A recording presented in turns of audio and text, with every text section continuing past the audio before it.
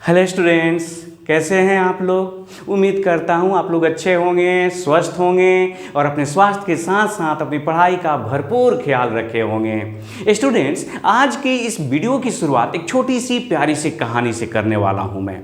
कहानी शुरू होती है, एक गांव से नौजवान शहर की तरफ जाता है। एक पढ़ा लिखा नौजवान ये सोच करके कि शहर में जाएंगे, खूब मेहनत करेंगे, ढेर सारा मेहनत करके ढेर सारा पैसे कमाएंगे।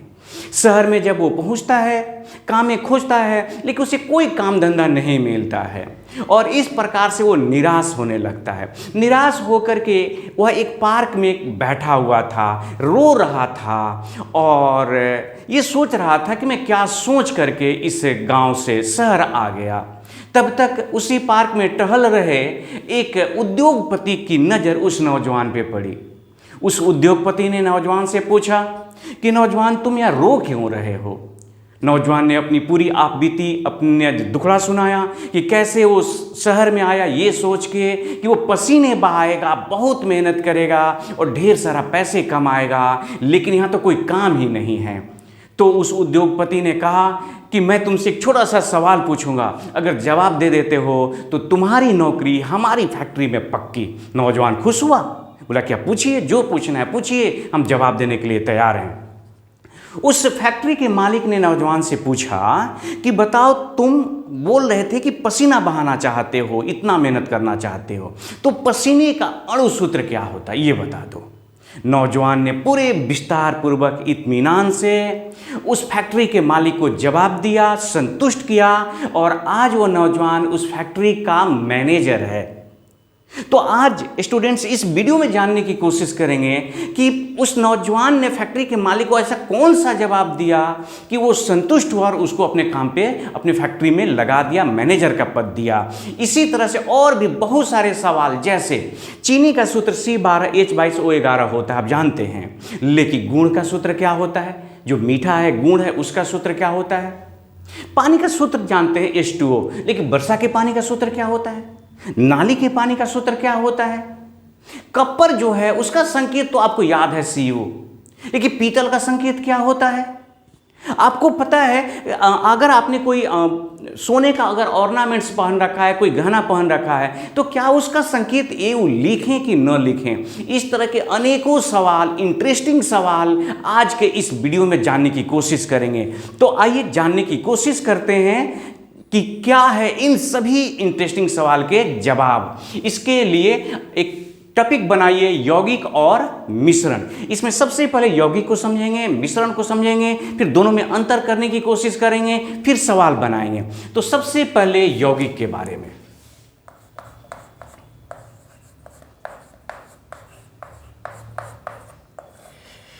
यौगिक, कंपाउंड।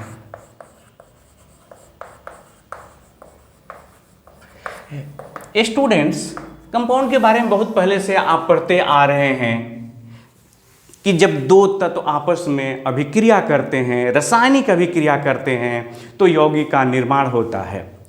दो से कम तत्व नहीं होने चाहिए। तो ये परिभाषा लिख देते हैं, जब दो या दो से अधिक तत्व आपस में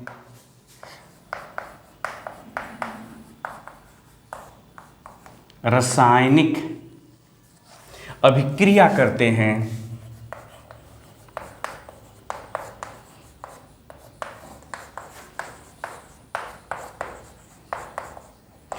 तो यौगिक का निर्माण होता है।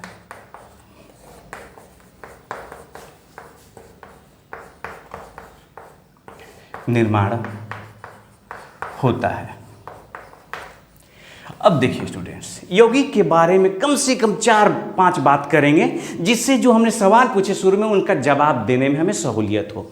सबसे पहली बात, यौगिक में कम से कम कितने तत्व होने चाहिए? 2 से कम से यौगिक नहीं बन सकता। हाँ, अधिक चाहे जितना हो जाए, यौगिक में कम से कम 2 तत्व होते हैं। दूसरी बात, यौगिक में तत्वों का जो अनुपात होता है, उनके द्रव्यमान का अनुपात होता है, भार का, वो भी निश्चित होता है।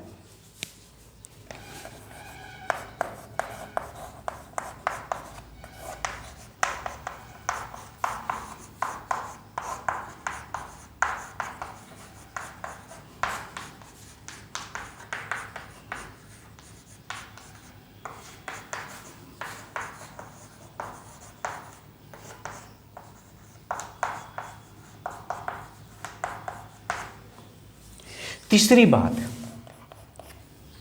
देखिए स्टूडेंट्स, एक शब्द है घटक कण। जैसे आपने अगर चाय बनाया तो चाय में मान लीजिए कि चीनी डाला, दूध है, चाय पत्ती है, तो इस तरह से जो चाय है उसके घटक कण अगर कोई कहे तो दूध, चीनी, चाय पत्ती, ये उसके घटक कण हो गए। तो यौगिक की जो घटक कण होते हैं, उस घटक कण में यौगिक का गुण नहीं होता। इसको समझा रहा हूं उदाहरण से।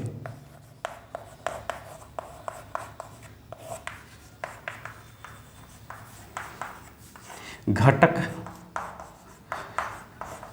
तत्वों का गुण नहीं होता। मतलब ये हुआ कि ये देखिए H2 है, ये O2 है और H2O बना। तो स्टूडेंट्स ये जो है ना, देखिए ज़रा ध्यान से, ये गैस है, ये भी गैस है, और देखिए ये तो द्रव हो गया ना। तो कहाँ इसके ये घटक कण, इसमें हाइड्रोजन और ऑक्सीजन है, तो जल में हाइड्रोजन और ऑक्सीजन के कहाँ गुण दिखाई दिए? ये तो अवस्था बदल गई। इतना ही नहीं, ये जलता है। याद रखना है, हाइड्रोजन दहनशील होता है और ऑक्सीजन, स्टूडेंट्स, ऑक्सीजन में ही ना कोई चीज जलता है, ये जलाता है, ये दहन का पोषक होता है, जलाता है और ये बुझा देता है। तो अब बताइए कहाँ गुणों में समानता है? कोई बुझाता है। तो इस तरह से आप देखते हैं कि ये जो जल बना हाइड्रोजन और ऑक्सीजन से, तो इस जल में न तो हाइड्रोजन के गुण मौजूद हैं, न ऑक्सीजन के गुण मौजूद हैं। एकदम कन्फर्म याद रखना है। अब देखिए, तो अब हम लोगों ने इससे यही लाइन सीखा कि यौगिक में घटक तत्वों के गुण नहीं होते। यौगिक का एक अपना अलग गुण होता है, विशेष गुण होता है, वो तत्वों से उसका कुछ लेना देना नहीं होता है। अब तीसरी बात है, तीसरी बात तो हो गई, चौथी बात यहाँ लिख रहा हूँ।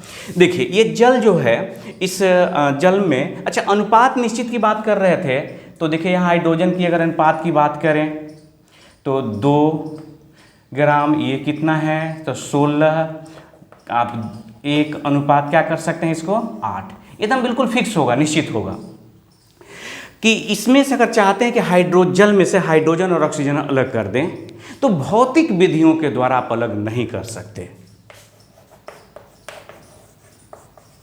भौतिक विधियों से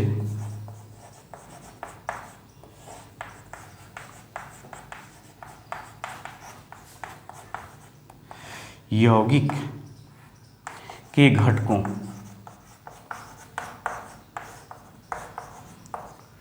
को अलग नहीं किया जा सकता, अलग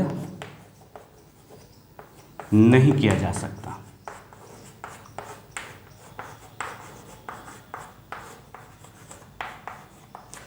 अब देखिए इसके बाद जो यौगिक बनते हैं, तो ये तो कंफर्म हुआ कि जब बनेगा तो रासायनिक अभिक्रिया के फलस्वरूप ही बनेगा। अगर उनके बीच में रासायनिक बंधन नहीं है तो यौगिक नहीं है, वो कुछ और हो जाए, लेकिन रासायनिक वो यौगिक नहीं है। प्रत्येक यौगिक का आवश्यक रूप से एक सूत्र होगा, अणुसूत्र होगा।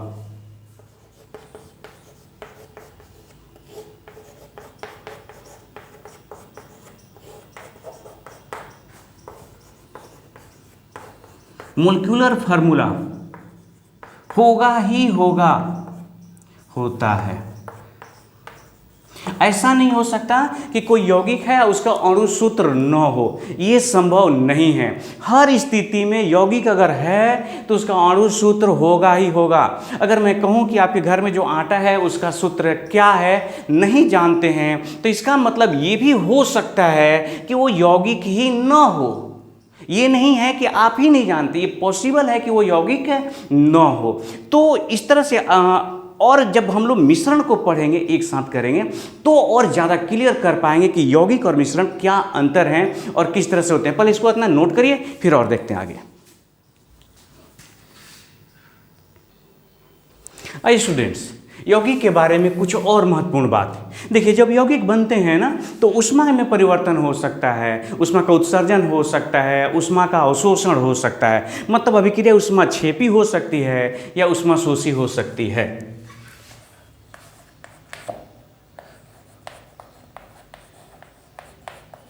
यौगिक के निर्माण में ऊष्मा में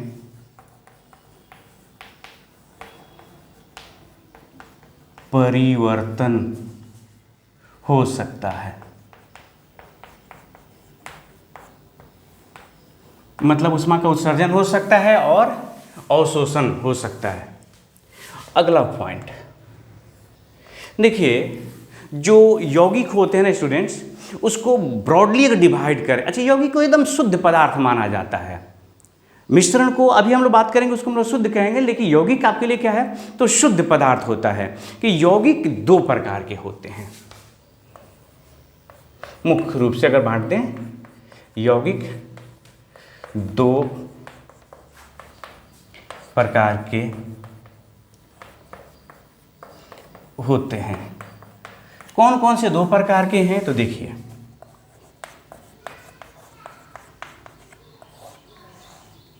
एक को कहते हैं हम लोग अकार्बनिक, अकार्बनिक यौगिक, इनऑर्गेनिक कंपाउंड्स। इनऑर्गेनिक कंपाउंड का मतलब होता है कि जो खनिज से, चट्टान से प्राप्त हों, जो यौगिक खनिज से, चट्टान से प्राप्त हो। एक लाइन लिखना चाहेंगे, यौगिक खनिज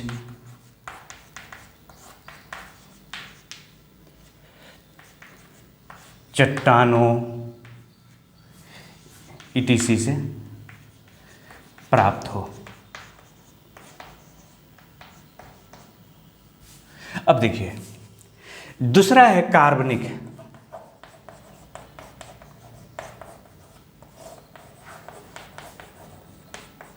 यौगिक, अंग्रेजी में बोलेंगे ऑर्गेनिक कंपाउंड, ऑर्गेनिक कंपाउंड्स। तो वह यौगिक जो पेड़ पौधों, जीव जंतुओं से प्राप्त हो, वह यौगिक जो पेड़ पौधों एवं जीव जंतुओं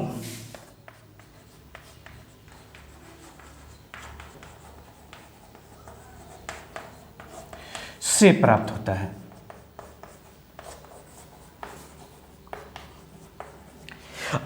एक दो उदाहरण लिख देते हैं। जैसे मान लीजिए कि यूरिया है,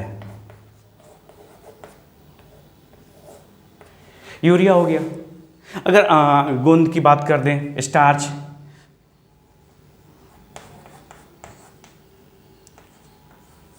ईटीसी।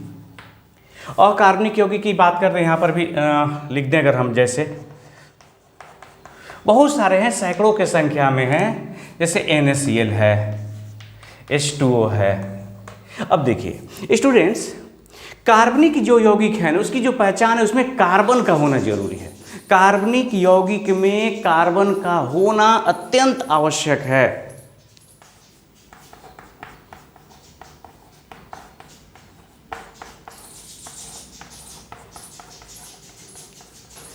यौगिक में कार्बन का होना अत्यंत आवश्यक है। इसका मतलब ये हुआ कि कोई भी कार्बनिक यौगिक बिना कार्बन के नहीं हो सकता है। एकदम कंफर्म याद रखिए कि कार्बनिक यौगिक बिना कार्बन के हो ही नहीं सकता है। लेकिन आपको अब एक नोट में बात याद रखना होगा, कुछ ऐसे यौगिक हैं जिसमें कार्बन तो है लेकिन वो कार्बनिक नहीं है। मैंने क्या कहा, समझ में आया? हमने कहा कि कार्बनिक यौगिक में कार्बन का होना अत्यंत जरूरी है। जैसे उदाहरण के तौर पे अगर मैं लूँ तो CH4 एक ऑर्गेनिक कंपाउंड है। अगर हम बात करें C12H22O11 जो कि ये चीनी है, ये कार्बनिक यौगिक है क्योंकि इसमें भी कार्बन और इसमें भी कार्बन है। तो ये कार्बनिक यौगिक के उदाहरण है। अगर मैं लिख दूं CH3OH तो ये कार्बनिक यौगिक है क्योंकि कार्बन मौजूद है। तो कार्बनिक यौगिक में एकदम कार्बन का होना आवश्यक है, बिना कार्बन के कार्बनिक यौगिक पॉसिबल नहीं है। लेकिन कुछ ऐसे यौगिक हैं जिसमें कार्बन तो है लेकिन वो कार्बनिक नहीं है। तो हम चाहते हैं नोट में बात को लिख दें और उसे यहीं लिख देते हैं। ध्यान दीजिएगा, नोट। कुछ यौगिक जैसे CO2, CO, CaCO3, MgCO3, Na2CO3, NaHCO3 मतलब carbonate, bicarbonate, CO, CO2 carbon monoxide, ये सब कार्बनिक यौगिक, कुछ यौगिक जैसे ये कार्बनिक यौगिक नहीं हैं। मतलब ये क्या है, तब अकार्बनिक है। समझ में आया आपको? कार्बनिक यौगिक नहीं है।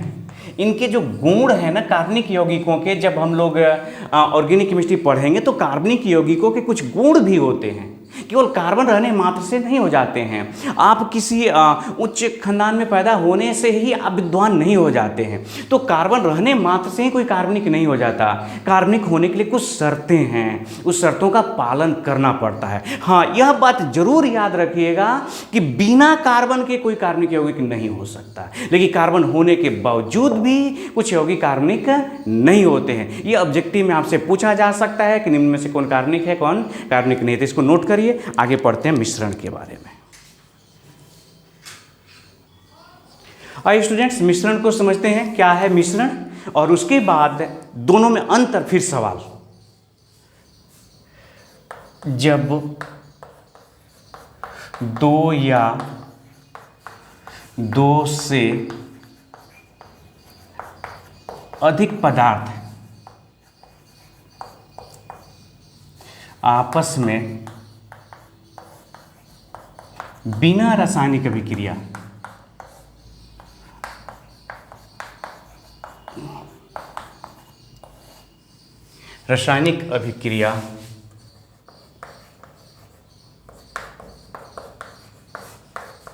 किए मिश्रित होते हैं,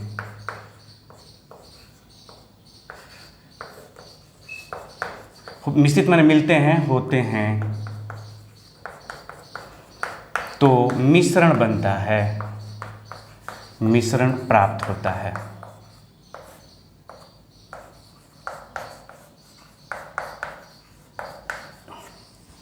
जब दो या दो से अधिक पदार्थ, कोई भी पदार्थ हो, 2, 4, 10, 20, 50 आपस में बिना रासायनिक अभिक्रिया के अगर मिश्रित हो गया तो उसका नाम क्या हो जाएगा, मिश्रण हो जाएगा।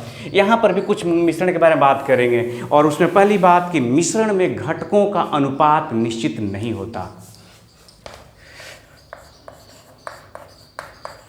मिश्रण में घटकों का अनुपात निश्चित नहीं होता। अब देखिए ना, आपको अगर बालू और सीमेंट को मिलाना है, तो आपके पास एक ट्रक बालू है, उसमें 1 चम्मच सीमेंट मिलाएंगे तो भी मिल जाएगा, और उसमें 10 ब्रश सीमेंट मिलाएंगे तो भी मिल जाएगा। यही तो मिश्रण की खासियत है। जिन पदार्थों को मिला रहे हैं उसके अनुपात के बारे में कोई चिंता नहीं करनी, जितना मिलाना है मिला दीजिए, मिल जाएगा वो। दूसरी चीज कि जो मिश्रण जब बनते हैं तो मिश्रण में किसी प्रकार घटकों के बीच में रासायनिक माने केमिकल बॉन्ड नहीं होता।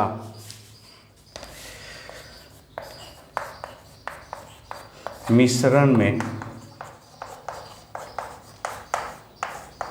घटकों के बीच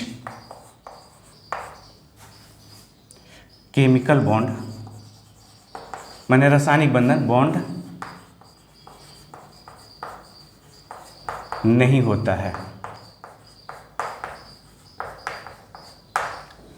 अब देखिए, मिश्रण में घटकों के गुण जो होते हैं वो मौजूद होते हैं।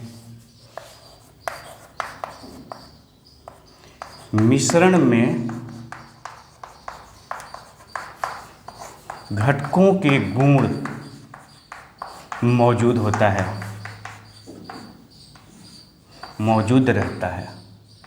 क्या है मतलब इसका? इसका मतलब है देखिए कि ये जो है चाना प्लस मक्का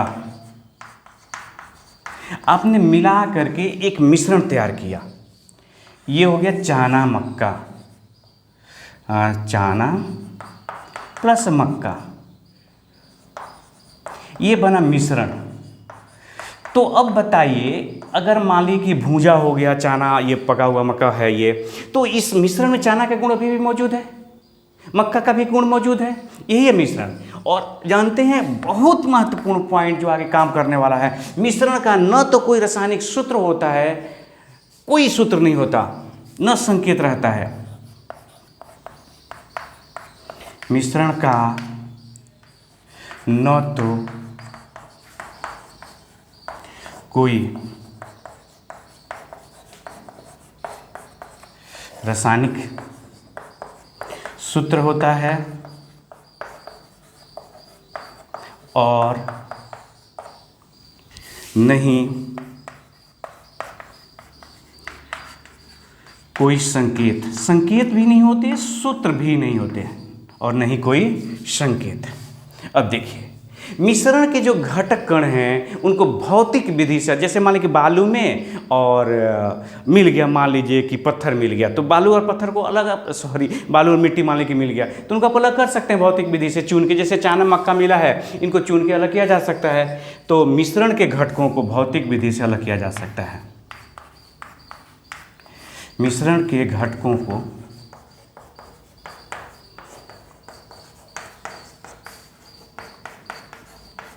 भौतिक विधि से अलग किया जा सकता है। अच्छा, किया जा सकता है।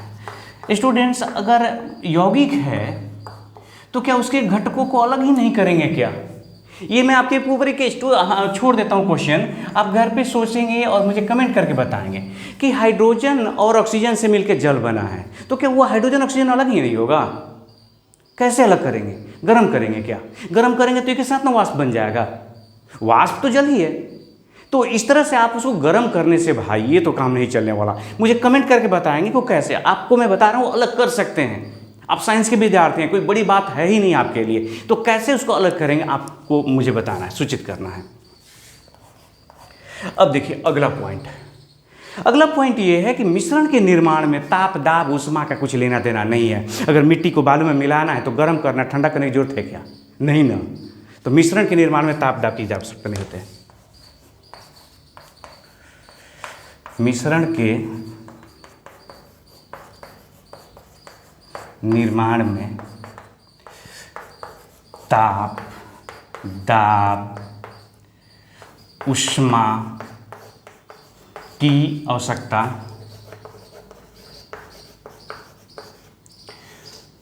नहीं होती है। नीचे लिखने में थोड़ी परेशानी होती है, नहीं होती है। इसका मतलब कि ये ताप दाब के बिना ही मिश्रण का निर्माण आप कर सकते हैं। अच्छा, एक बात और ध्यान रखना है कि जो मिश्रण है ना, उसका अभी आपने कहा कि कोई न तो अणुसूत्र है न संकेत है, लेकिन यौगिक के बारे में याद रखिएगा कि यौगिक का सूत्र भी है, उसके और तत्व जो होते हैं ना, उसके संकेत होते हैं। तत्वों के क्या होते हैं? तो संकेत होते हैं, यौगिकों के सूत्र होते हैं, और मिश्रण का न तो कोई सूत्र होता है और न ही मिश्रण का कोई संकेत होता है। अब आपसे बात कर लें, मिश्रण होते हैं दो प्रकार के।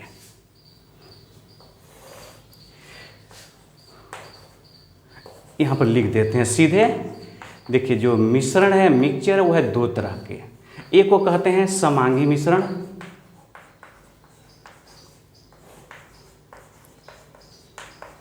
होमोजीनियस, और दूसरा होता है होमोजीनियस। समांगी का मतलब हुआ स्टूडेंट्स, ये चीनी पानी है, चीनी और इसमें पानी है। तो अब बताओ, समांगी का जरा मतलब समझो। इसमें से जब चीनी पानी आपने घोल दिया, नमक पानी घोल दिया, तो चीनी जो है कहीं पर भी इसमें से थोड़ा सा एक गिलास पानी निकालोगे, मतलब ये मिश्रण निकालोगे, तो बराबर मिठास रहेगी। ऐसा नहीं कि यहाँ मिठास ज़्यादा है, यहाँ कम है, यहाँ ज़्यादा है, यहाँ कम है। तो जब समांगी मिश्रण का मतलब होता है होमोजीनियस मिक्सचर, जिसमें ये जो मिश्रण के जो घटक होते हैं ना, बिल्कुल इक्वली डिस्ट्रीब्यूट होते हैं, बिल्कुल बराबर रूप से मिलते हैं। और जानते हैं, इसको अलग करना बड़ा मुश्किल होता है। समांगी मिश्रण विलयन होता है वास्तव में, सोल्यूशन हो गया ना वो तो, लेकिन इसको भी आप अलग कर सकते हैं। अच्छा, चलिए एक और क्वेश्चन आपको देते हैं। मान लीजिए कि आपकी माँ ने आपको 100 रुपया दिया कि जा बेटा, गेस्ट आए हुए हैं, चाहे मान लीजिए कि आपका घर बन रहा होता है, मिस्त्री लोग को चाय पिलाना है, चीनी खरीद के लाओ। तो आप गए, चीनी खरीद के आ रहे हैं। आप दरवाजे पर जैसे पहुँचे, घर बन रहा है आपका, तब तक आपका पैर स्लिप हुआ, गिर गए, और घर बन रहा है तो बालू लगा हुआ वहाँ पर, तो बालू में चीनी मिल गया। आपने 100 रुपया का मान लीजिए 2.5 किलो चीनी खरीदा था, और वो 2.5 किलो चीनी बालू में गिर गया। आपकी माँ ने कहा बड़ा ही अफसोस करते हुए, कोई बात नहीं बेटा, छोड़ दे, गिर गया तो गिर गया। तो माँ की ममता थी, उन्होंने कह दिया छोड़ दे। आप तो साइंस के विद्यार्थी हैं ना, आपने मन ही मन प्रॉमिस किया माँ से कि माँ तुम्हारा चीनी मैं वापस करूँगा। कहाँ से? कमा के लेबर करोगे क्या? नहीं, आपको उस बालू में से चीनी निकालना है। आपको मुझे बताना है कि उस बालू में से चीनी जो बालू में मिल गया है, मान लीजिए एक टुकड़ी बालू, उसमें आपका 2.5 किलो चीनी मिल गया, उसमें से कैसे आप 2.5 किलो चीनी निकालेंगे और माँ के सामने दे करके ये साबित करेंगे कि उन्होंने आपको साइंस पढ़ा के कोई गलती नहीं किया है। तो दूसरा होता है, ये भी जवाब आपको देना है। दूसरा है आपको विषमांगी, विषमांगी मिश्रण। विषमांगी मिश्रण का मतलब होता है, जैसे मान लीजिए कि यहाँ बालू ही है और इसमें मिल गया मान लीजिए कि चीनी, यही उदाहरण आ गया, तुमने दे दिया। अब बताइए क्या सब जगह बिल्कुल बराबर बराबर मिल गया? क्या नहीं, कहीं चीनी ज़्यादा है, कहीं बालू ज़्यादा है, कहीं बिल्कुल ही बालू ने चीनी नहीं है। इस तरह से इसको आंसर बता ही देता हूँ, क्या करना, अब टेंशन नहीं लेना है। देखिए मैं क्या करूँ, सबसे पहला काम करेंगे कि जितना आपका बालू और चीनी मिला था उसको पहले इकट्ठा करिए और उन्हें पानी में डाल दीजिए। पानी में जब डालिएगा तो आपको पता है चीनी पानी में घुलनशील है, लेकिन बालू पानी में घुलनशील नहीं है। तो चीनी आपका पानी में घुल जाएगा। आप क्या करिए, उसको छान लीजिए किसी कपड़े से, और बालू फिर मिस्त्री लोग को दे दीजिए कि ले जाइए मिस्त्री, इसमें सीमेंट मिलाइए, घर छोड़िए। अब आपके पास पानी जो है उसको फेंकना नहीं है कि उसी में आपका 2.5 किलो चीनी पड़ा हुआ है। अब उस पानी में से चीनी निकालना है, तो क्या करेंगे, आप गर्म करेंगे, वाष्पीकृत करेंगे, वाष्प करेंगे, वाष्प बन के पानी निकल जाएगा और चीनी सारा बच जाएगा। अपनी मम्मी को दे दीजिए, मिस्त्री लोग को चाय पिलाते रहें। तो इस तरह से स्टूडेंट्स ये हो गया मिश्रण के बारे में कुछ बातें। एक्चुअली इससे क्वेश्चन जो मैंने शुरुआती दौर में आपसे क्वेश्चन पूछा, उसे समझने के लिए आपको एक बार फिर से मिश्रण और यौगिक को आमने सामने करना होगा, और तब जाके उन सभी सवालों के जवाब दे रहा हूं और कुछ क्वेश्चन भी बनवा रहा हूं। पहले इसको आप नोट करिए। तो ये स्टूडेंट्स सबसे महत्वपूर्ण सेशन इस वीडियो के हमने यहाँ पर तत्व, यौगिक और मिश्रण में अंतर करने के लिए दिया हुआ, लेकिन इसे समझने के लिए दो बातें बस दिमाग में सेट रखें। एक, यौगिक का सूत्र होता है, तत्व का संकेत होता है, मिश्रण का ना सूत्र होता है ना संकेत होता है। स्टूडेंट्स आप कहेंगे कि तो हो सकता है कि सूत्र होता और हमें नहीं जानकारी है, तो हम उसको मिश्रण थोड़ी ना कहते हैं, यौगिक को यौगिक ही कहेंगे। जैसे मान लीजिए कि आपको फ्रुक्टोज का सूत्र नहीं पता है, चाहे ग्लूकोज का सूत्र नहीं पता है, तो ग्लूकोज को आप क्या मिश्रण कह देंगे? नहीं। लेकिन अब आपको यहाँ समझना है, जैसे मान लीजिए कि किसी के घर गए और आपको चीनी खिलाया, शुगर, तो क्या खट्टा वाला चीनी खिला दिया? तीखा वाला चीनी खिला दिया? नहीं, अगर उसने चीनी खिलाया तो हमेशा मीठा ही होगा। यौगिक यही खास बात हमें पहचान करवा देती है। यौगिक के जो गुण होते हैं ना स्टूडेंट्स, वो नहीं बदलते हैं, एक समान हमेशा रहते हैं। यौगिक चाहे चीनी किसी के घर में अगर आप खाते हैं वो मीठा ही लगेगा। अब अगर कोई बात करे कि पेड़ क्या है, तो अब सोचिए, आम के पेड़, नींबू का पेड़, जामुन का पेड़, कटहल का पेड़, ये घास फूस सब पेड़ है, क्या सभी पेड़ों के गुण एक जैसे हैं? उनकी लकड़ी की क्वालिटी एक जैसी है?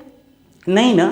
तो कंफर्म हो गया, वो किसी यौगिक में किसी भी सूरत में यौगिक नहीं हो सकता, क्योंकि वो तो बदल रहा है। अगर यौगिक होता पेड़, लकड़ी अगर यौगिक होता तो दुनिया जहान की सारी लकड़ियां एक जैसी होती। जैसे पानी यौगिक है तो आपके घर के पानी हमारे घर के पानी एक जैसा है। अगर शुद्ध अवस्था में है तो अमेरिका, रूस, फ्रांस, जर्मनी, दुनिया के किसी क्षेत्र में चले जाओ, पानी पानी है और कुछ नहीं है। आपको क्या लगता है कि अगर आप चले जाएंगे रसिया में, या आप चले गए फ्रांस, मान लीजिए गुजरात राफेल लाने के लिए, तो वहाँ की जो ग्लूकोज है, चीनी है, कुछ अलग होगा क्या? वहाँ के पानी कुछ और होगा क्या? यही तो खास बात है जल की। दुनिया के अलग अलग क्षेत्र के लिए स्टूडेंट्स याद रखिएगा, खाते हैं अलग अलग चीज़ जरूर हैं, पीते सब लोग पानी ही हैं। तो ये आपके दिमाग में सेट रखना होगा कि अगर गुण बदल रहा है तो समझ लीजिएगा। जैसे अगर हम बात करें यहाँ पर कि हवा का, तो हवा की जो क्वालिटी है उसमें जो घटक कण हैं वो जगह जगह वैरी कर सकता है। तो जो हवा है ये तो मिश्रण हो गया भाई, हम इसको एम लिख देते हैं, ठीक है, मिक्सचर। और पानी ये तो इसका सूत्र हो जाएगा ना, H2O। जब सूत्र हो गया तो आप तो कंपाउंड C हो गया। अब वर्षा के पानी, तो स्टूडेंट्स आपको एक बात लिखना चाहेंगे, यहाँ ध्यान दीजिएगा। यौगिकों का भौतिक अवस्था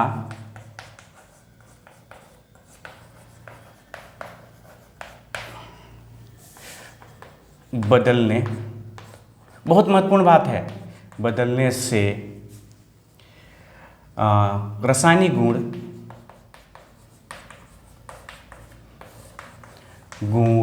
एवं सूत्र नहीं बदलता है। इसलिए कि भौतिक अवस्था बदलने से कोई केमिकल चेंज ही नहीं होता। जैसे ये है पानी, ये है मान लीजिए कि जलवाष्प, ये बादल, मतलब आप समझिए कि बर्फ है। तो पानी का सूत्र H2O, जलवाष्प का सूत्र वो भी H2O, जलवाष्प पानी है, ये भी सूत्र H2O। उसी तरह से बादल के सूत्र भी क्या है? H2O। और बर्फ के सूत्र भी क्या है? H2O। अब यहाँ पर स्टूडेंट्स अब अंतर करने के लिए एक काम जरूर किया जाता है। अगर पानी द्रव में है तो L लिख दें, L फॉर लिक्विड। जलवाष्प अगर गैस है तो G गैस के लिए। बादल अगर ठोस है तो सॉलिड। बर्फ इस तरह से आप इतना ही कर सकते हैं। तो बादल भी यौगिक है, जलवाष्प भी यौगिक है, आपका बर्फ भी यौगिक है। आप समझ गए ना? तो कहीं पर भी मिले, शुद्ध रूप में अगर ये मिलता है तो यौगिक है और कुछ नहीं, चाहे भौतिक अवस्था कुछ भी हो। तो वर्षा का पानी तो शुद्ध होता है यार। तो शुद्ध होने की वजह से क्या है? तो H2O है और कुछ नहीं। हाँ, लेकिन जो नाली की पानी है, नाली में तो इतने ना घटक मिले हुए हैं कि उसको काउंट करना भी बड़ा मुश्किल हो जाएगा। तो नाली का पानी मिक्सचर हो गया, एम हो गया। पसीना, यही पूछा था उस फैक्ट्री के मालिक ने ना कि पसीना का सूत्र बोलो। उस नौजवान ने कहा, वो शायद बिहारी ही होगा, कहा कि पसीना एक मिश्रण है और मिश्रण का कोई सूत्र संकेत नहीं होते हैं, अतः पसीने का कोई रासायनिक सूत्र नहीं होगा। और इसी पे खुश होकर के उस फैक्ट्री के मालिक ने उसको मैनेजर बना दिया। तो ये है पसीना एक प्रकार। क्यों पसीना से मिश्रण है? आपकी पसीना कभी माथे से टपक के अगर आ जाए मुंह में तो दिखना उसका स्वाद होता है। पानी में स्वाद तो नहीं होता ना, वो कैसा लगता है अब ये आप समझना। तो पसीना मिश्रण है, इसमें बहुत सारी चीज़ें होती हैं। तो मिक्सचर हो गया, सूत्र नहीं हो सकता। लोहा ये एलिमेंट है, ई लिख दिया हमने, और इसका तो संकेत होगा ना। एलिमेंट है। नाइट्रिक एसिड क्या है? तो नाइट्रिक एसिड का सूत्र होता है HNO3। अब HNO3 सूत्र हो गया का मतलब हो गया कंफर्म हो जाओ, दुनिया का कोई भी अगर इस तरह का सूत्र मिल जाए तो सोचो ही मत, कंपाउंड लिख दो लिख दो और लिख दो, वो एकदम 100% सही है। वो किस अवस्था में से मतलब नहीं, जैसे सल्फ्यूरिक एसिड किसी ने दिया और लिख दिया सूत्र, तो भाई H2SO4 आपने लिख दिया तो मैं कुछ सोचूंगा थोड़ी ना, सीधे लिखूंगा कंपाउंड है। तो अब आइए पृथ्वी। अच्छा यार, आप लोगों ने पृथ्वी का सूत्र कहीं पढ़ा? क्या लगता है आपके घर की मिट्टी हमारे घर की मिट्टी एक जैसी है? नहीं ना। अगर पृथ्वी यौगिक होता मजा आ जाता, शायद नहीं आता। चारों तरफ की मिट्टी एक जैसी होती। पृथ्वी जो है एक मिश्रण है, मिक्सचर है। मिट्टी क्या है? तो मिश्रण है। चीनी क्या है? यौगिक है। C12 H22 O11 सूत्र होने का मतलब कंपाउंड है। और नमक भी क्या है? तो NaCl कहते हो ना, मतलब ये कंपाउंड हो गया। मीठा का क्या सूत्र होगा स्टूडेंट्स? तो मीठा जो है गुण जिसको कहते हो, क्या मार्केट में 10 जगह गुण खरीद लो, देखो अलग अलग थोड़े बहुत स्वाद में अंतर आ सकते हैं, रंग में तो अंतर होते ही होते हैं। गुण जो होता है यह मिश्रण है, इसलिए इसका कोई सूत्र संकेत नहीं है। जो रक्त है, ब्लड है आपका, उस ब्लड में क्या है? तो WBC, RBC, हीमोग्लोबिन, ये सारी चीज़ें हैं। कभी कभी नहीं होता जांच करो तो पता चलता है रक्त में ये कंपोनेंट नहीं है, कोई ज़्यादा हो गया कोई कम हो गया, तो इसका मतलब कि रक्त कोई यौगिक नहीं है, ये मिश्रण है। और therefore blood has no any chemical formula. आम का पेड़, लीची का पेड़, जामुन का पेड़, कटहल का पेड़, कुछ भी दुनिया का पेड़ है, सब मिश्रण है, यौगिक होता तो सारे पेड़ एक जैसे होते, सभी क्वालिटी होती। तो ये क्या है? रोटी कपड़ा मकान आप स्वयं मिश्रण है। और ग्लूकोज C6H12O6, ये तो सूत्र हो गया ना, तो कंपाउंड हो गया। ग्लूकोज का, फ्रुक्टोज का, दोनों का सूत्र ही होता है। आयोडीन नमक, बहुत बेहतरीन क्वेश्चन है स्टूडेंट्स। नमक कंपाउंड है, एकदम याद रखना। एक बहुत कंसेप्चुअल बात कहने जा रहा हूं। नमक एक यौगिक है लेकिन आयोडीन युक्त यौगिक नहीं है। जो आयोडीनिक नमक है ना वो कंपाउंड है, मिश्रण। होता क्या है कि आपके पास जो नमक है NaCl, उस कहाँ लिखे थे? इधर कहीं लिखे थे। जो नमक है ना, उस नमक में आप बाहर से आयोडीन मिलाते हैं। आयोडीन ज़्यादा हो सकता है, कम हो सकता है, नहीं भी हो सकता है उसकी मात्रा। तो इसका मतलब कि आयोडीन युक्त जो नमक है, ये कई बार एग्जाम में पूछा जा चुका है, ये मिश्रण है, याद रखिएगा। नमक यौगिक है लेकिन आयोडीन युक्त नमक का कोई कहे कि सूत्र लिखो, तो नहीं, ये पॉसिबल नहीं है। सोना, एक सोना कितना सोना है, ये हो गया आपका AU, ठीक है। हमने आपसे पूछा था कि आप अगर हाथ में सोने का अंगूठी पहने तो उसका सूत्र क्या होगा। स्टूडेंट्स, आपको पता है शुद्ध सोने का कोई ऑर्नामेंट्स, कोई गहना, कोई अंगूठी सिकड़ी नहीं बनता।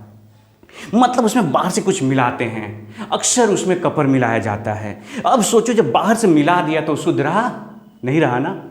तो सोना तो एलिमेंट है, ये एलिमेंट हो गया। ई माने एलिमेंट, एलिमेंट माने तत्व।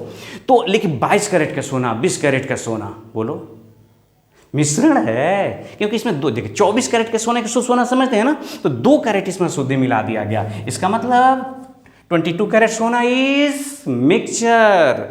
और बर्फ, अभी हम लोग बात कर रहे थे बर्फ पे तो सूत्र होता है, आप लिख सकते हो H2OS सॉलिड, तो कंपाउंड हो गया। मलाई बर्फ, आइसक्रीम खाने का मन करता है आप लोगों को? जरूर करता होगा। जो आइस है वो कंपाउंड है। उस आइस पे जब क्रीम लगा देते हो तो होता है वो आइसक्रीम, और आइसक्रीम मिक्सचर हो जाता है। वो क्रीम ज़्यादा कम हो सकता है ना, इस तरह से आइसक्रीम क्या हो गया? ये मिक्सचर हो गया। इस तरह से स्टूडेंट बहुत सारे और हो सकते हैं क्वेश्चन, बस आपको फंडामेंटल बात समझने की ज़रूरत है। मैं उम्मीद करता हूँ कि आप समझ रहे होंगे। हाँ, एक बात आप लोग को और सूचना देना था, पहले वाले वीडियो में मैंने कहा था कि अगर आप चाहते हैं कि ऑनलाइन मैं पढ़ा रहा हूँ गूगल मीट पर, आप पढ़ना चाहते हैं, इस तरह के बहुत सारे सवाल नहीं हो पाता है सभी क्वेश्चन, थ्योरी तो मैं पढ़ा दूंगा आपको, लेकिन क्वेश्चन बहुत सारा अगर बनाना चाहते हैं तो इसके लिए एक बार संपर्क करिए 9835806582, ये व्हाट्सएप नंबर है। और आप इस पे मुझे व्हाट्सएप कर सकते हैं। व्हाट्सएप करके समय ले सकते हैं। एक छोटी सी रजिस्ट्रेशन फ़ी देनी है और आप जुड़ सकते हैं हमारे साथ गूगल मीट जो ऐप है उस पर लाइव क्लास में, और ढेरों सारे क्वेश्चन आप एग्ज़ाम की, जिस एग्ज़ाम की तैयारी करना चाहते हैं उस एग्ज़ाम की तैयारी के लिए क्वेश्चन करवाएंगे। थ्योरी तो जितना लिख देंगे आपने सोचा भी नहीं होगा, इतनी सारी थ्योरियाँ लिखी जाती है, कोई टीचर पढ़ाते हैं। तो हमारी और आपकी फिर भेंट होगी अगले वीडियो में। तब तक स्टूडेंट्स अपना ख्याल रखिएगा, बहुत बहुत ख्याल रखिए, हंसते रहिए, मुस्कुराते रहिए, और हाँ, लाइक शेयर कमेंट करना न भूलिए। जय हिंद, जय भारत।